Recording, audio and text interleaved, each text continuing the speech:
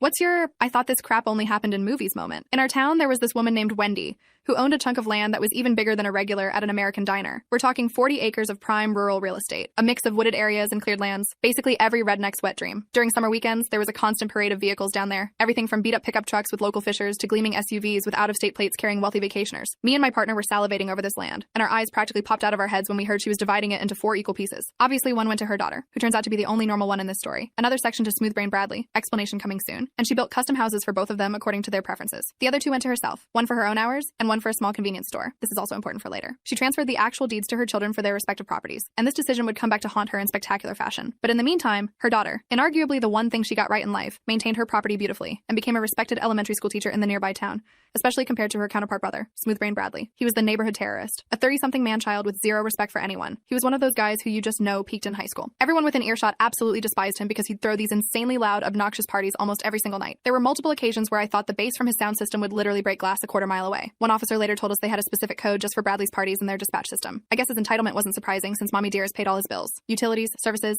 everything was in her name and sent to her mailbox. Well, everything except one crucial bill, property taxes, which were in his name since he owned the property. He never bothered paying them and apparently never mentioned this to Wendy, who either forgot about them or assumed he was handling it like any normal adult would. But of course, for Smoothbrain Bradley, it was still a surprise when the police showed up at his house one day with an eviction notice.